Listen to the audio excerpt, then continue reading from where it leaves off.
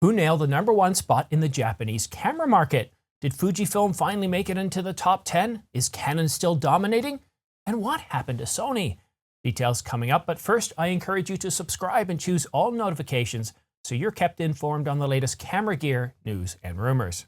The Map Times reported the top 10 camera sales for the Japanese camera retailer Map Camera. This is for the month of October, and Map Camera is one of the top Japanese retailers, along with Yodobashi, Kappa Camera, Bic Camera, and Yamada Camera, to name a few.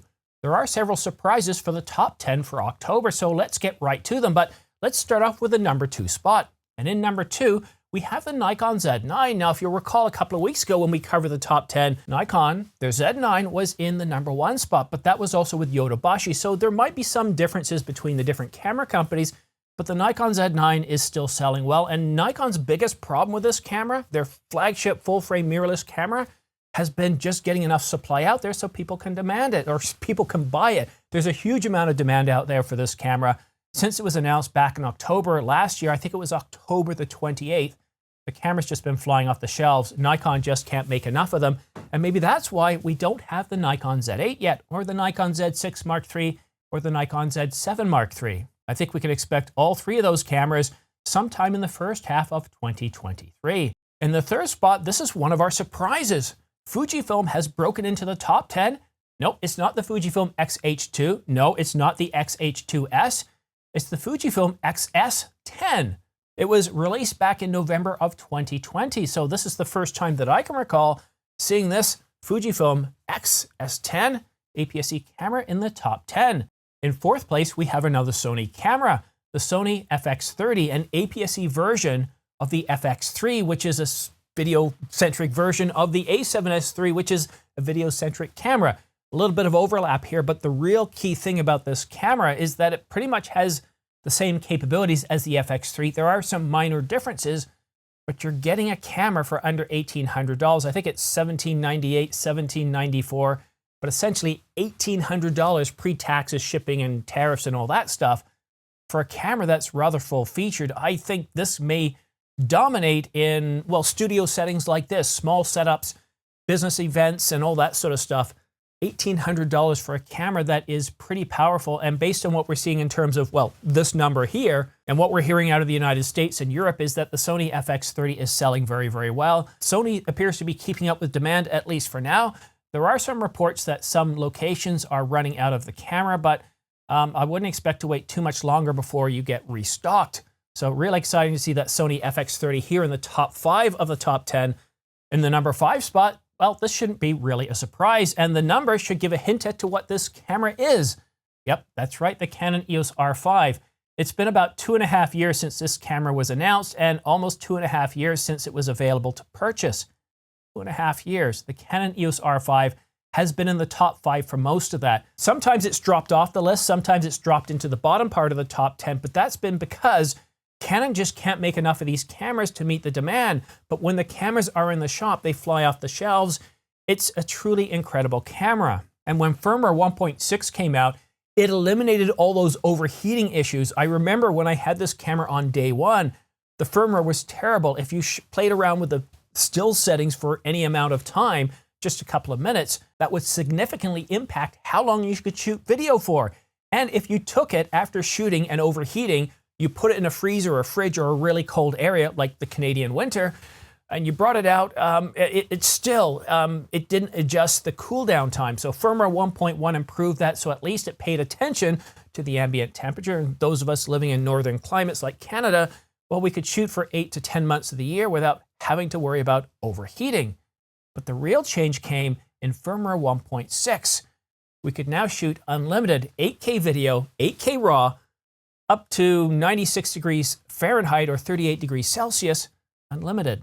The Depth Director tested up to 96 degrees. I tested at 70 degrees and 80 degrees, and the only time I found any overheating in this camera was in 4K at 120 frames per second. So no surprises that the Canon EOS R5, still 2.5 years out, it doesn't feel dated. Most people look at the camera and say, yeah, this is a real solid camera. The only issues people are having with Canon right now is the decision they made with, well, regard to third-party lens manufacturers. And this is our second surprise. In sixth place, we have the Sony a7 IV. And what's surprising about this is not that it's in the top 10, but that it's dropped all the way to sixth place and that this is the last Sony camera in the top 10. That's right, this week we only have two Sony cameras in the top 10, the FX30 and the a7 IV. And since the a7 IV was available for sale, it's been selling like crazy. It's always been in the top 10, and most of the times it's been in the top 3. And last week when we covered it from Yodobashi, they must have gotten an awful lot of stock because not only was the a7 IV in the top 10, it also had the other variant, the a7 IV with a kit. So put those two together and it would have been number 1. There's a lot to like about the Sony a7 IV. Its video capabilities, its stills capabilities, and while it isn't for everyone, any camera that can stay in the top 10 or the top 3 for a prolonged period of time tells a very, very significant story. That it's in high demand, that people are liking it, and that the word is getting out there that, yeah, I like my a7 IV, you should buy one too. But in 7th place, we have another Canon, and this is where Canon starts to run away with it. I don't know what it is about the numberings, but as you can guess, 7th place camera is the Canon EOS R7. The Canon EOS R7, along with the R10, has been in the top 10 since it was available for sale. However, what's been impacting the numbers is that Canon is having trouble keeping up with demand. I'm hearing reports from my viewers telling me that they still haven't gotten the camera and they pre-ordered it on the very day that it was announced. So the R10 and the R7, they're still in high demand. We saw a lot more of them in the top 10 not too long ago, especially the R10 with the kit, 18 to 150mm image stabilized STM. Now let's take a look at the number 8 spot. We have the Canon EOS R3, a $6,000 camera, basically the substitute for the Canon EOS R1, a kind of an interim between the 1DX Mark III and Canon's full-frame camera, their camera to master everything, to rule them all. Canon EOS R1, which according to Canon rumors now may not come out until the Summer Olympics in Paris in August of 2024. Tell me that isn't the case. Tell me we're not going to have to wait till then. We've been teased by Canon rumors for the past couple of years saying, don't worry, it's going to be coming out in the end of 2022. It will be announced in the middle of 2022. And here we are at the end of 2022. And we were told not too long ago that don't worry, they're going to start teasing about it in the spring of 2023 with a second half announcement, probably most likely July or August. And then just a couple of days ago, we were told that the Canon EOS R1 from a reliable source of Canon rumors says, yeah, sorry folks, the Paris Olympics. Paris Olympics, that's 4 years after the 1DX Mark III. And I know what you're thinking, that's the normal cadence for the 1 series. You have to wait 4 years. But Sony's already released their flagship mirrorless camera, the A1. What was that, back 2 years ago? Just over, coming up to 3 years? I know, it was so long ago, I can't even remember. And the Nikon Z9 was announced back, well, a year ago in October. And by the time the R1's coming out, Canon's giving the competition a chance to catch up. So at the point where it comes out in 4 years, we'll probably already have a new Sony Alpha 1 Mark II, and maybe even a new Nikon Z9 Mark II. So I don't know if it'll be the master of everything when it comes out, but we'll just have to wait and see. And in the number 9 spot, we do have another Canon camera, and that's the Canon EOS R6, a camera that was announced alongside and debuted alongside the Canon EOS R5 back in July of 2020. Well, the R6 hasn't dominated the top 10 like the Canon EOS R5, it still has performed very well. And while the video capabilities from my point of view are rather lacking, and they are, you've got that overheating at 40 minutes, you've got that 30-minute record limit, and you're oversampled. You're only dealing with 5.1K oversampled. There's no all-eye. Yeah, there's a few limitations of this camera. Of course, the R6 Mark II fixes most of that, but it's a mini 1DX Mark III. This camera is primarily aimed at photographers.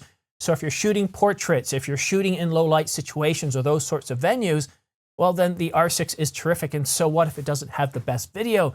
There are many other cameras that will fill that spot, such as the R5, or on the low end, the Canon EOS R10, which does 6K oversampled 4K.